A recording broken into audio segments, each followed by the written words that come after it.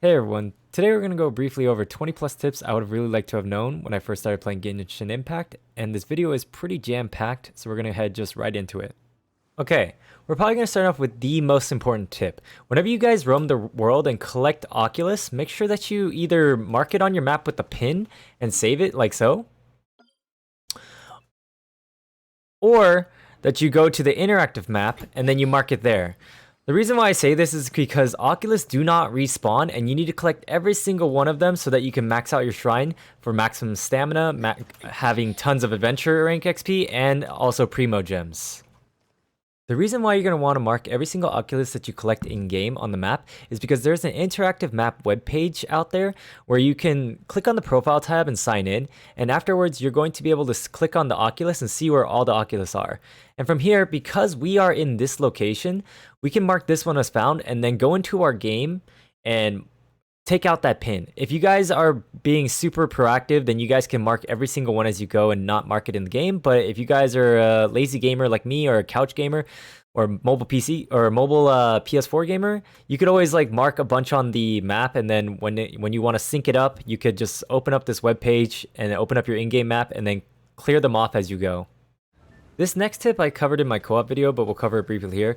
Whenever you find an elite monster in the world, basically somebody who's not as squishy or small as a regular monster, just mark it on your map.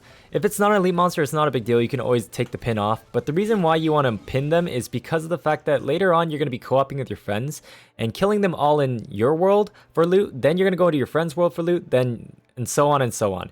These monsters are going to drop ascension material, which will help increase the level cap of your stuff, as well as artifacts. Artifacts are basically equipment in this game.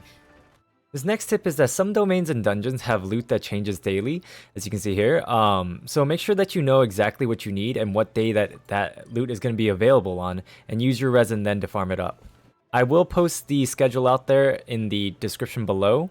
The reason for this next tip is covered in my co-op video, but try not to mine ores until you're adventure rank 16. The reason for this is because when you co-op with other people, everybody in the world will get the mining ore. And that way, if you guys do it this way, you guys can share each other's world resources and increase your loot.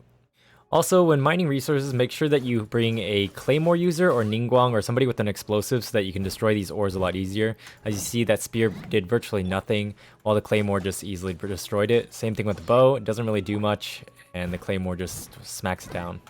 Some ore or flowers require you to use an opposite element to break them. As you can see here, this electro crystal is not taking any damage, but if I use a fire skill on it, it'll cause an overload reaction and I'll be able to harvest it.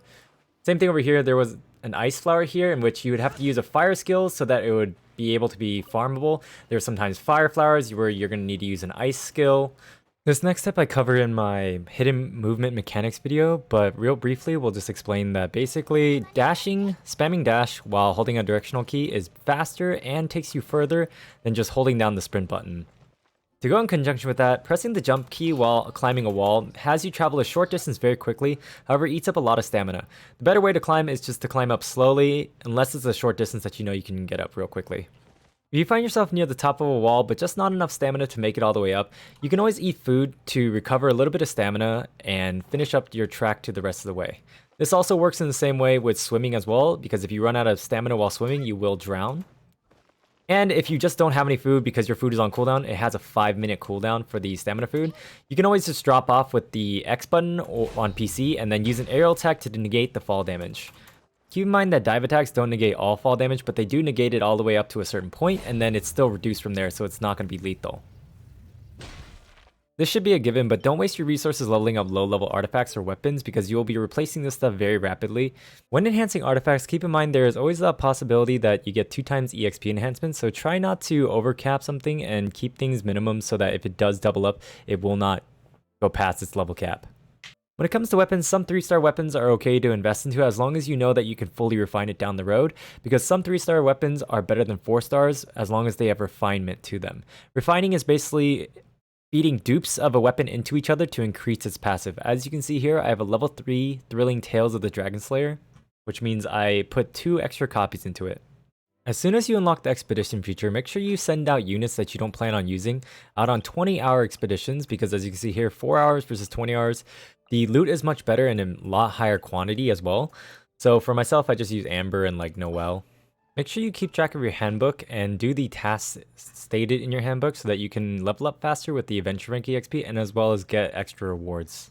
When you get to Adventure Rank 20, make sure that you go and do the Battle Pass dailies. You'll be able to see the dailies and the weeklies over in the second tab over here.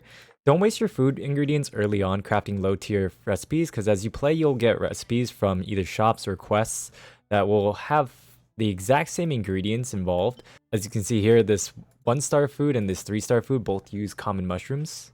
When you're low on HP, don't use food unless you absolutely have to. You can always go back to a shrine and stand next to a shrine for a short moment and it'll heal you. You can set how much your shrine will heal you. By default, it's 50%. If you go to the statue's blessing, you can just raise it back up to 100%. This restorative power will regenerate over time, so don't worry too much about abusing it. Keep in mind there's a thing called elemental resonance in this game. You can always look at the elemental resonance chart by going to your party setup, and then on the top right, it's right there. Basically, it's going to give you bonuses for having 2 of the same type of element on the team, like double fire, double lightning would give me these effects here. 2 of the most important effects in my opinion are the double fire for increased attack, as well as the double wind for increased move speed and decreased stamina consumption, and shortened CD. Also keep in mind that you can have 4 loadouts in this game, where you can save them all to a certain team and then deploy them really quickly.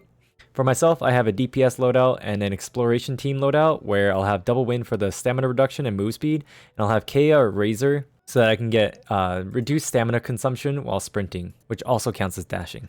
If you're ever having trouble finding the spirits that go into these stands, just use your elemental vision and you'll see a faint trail which shows you the direction that they have departed in. Each major town is going to have a shop where you're going to be able to use sigils to buy resources. These resources do not restock. For example, this is an item to have your wind element stronger on your main character, and this is a material to craft a 4-star weapon at the blacksmith. The city of Liyue, which is the other major town, has a lot more prototype material for 4-star weapons, so make sure you go check that shop out when you're there. Once again, I go over this in my co-op video, but try not to leave your resin capped, as each point of resin takes 8 minutes to regenerate, and the things that do cost resin in this game will be costing 20, 40, and 60 resin, as well as 20 resin over here. Also, try not to use your fragile resin as you collect it over time. The reason for this is because you're going to want to save this for potential future events that's going to use resin, or maybe that they have half off resin times in the future. Our last tip will be another important tip. It's elemental reactions. It's where you can get a large bulk of the damage in the game while you play. It's pretty much just combining 2 elements together to create a reaction. Over here you can see I'm proccing the overloaded reaction. Another important use of elemental reactions is elements reacting with the environment. For example, this is Kea, an ice user, and when he uses a skill on water, it freezes it. You can also use something like the main character's wind skill to help spread the ice element over the water. I'll be making a video on elemental reactions and possibly team building in the future, but you guys can just take a look at this link that I'll be posting in the description to view how elements react with each other as well as what elements do. Credit for this infographic goes to Twitter user Sunmilk or Sunmulk. They also have a Twitch channel and an Instagram if you guys want to go check that out. Be sure to give them thanks. They'll be posting more infographics in the future, so be on the lookout for those. If you guys enjoyed this tips video, make sure to leave a like, comment, and subscribe. And if you guys want more tips, join the Discord and follow me on Twitch. Thanks for watching, and I'll see you guys later. Peace.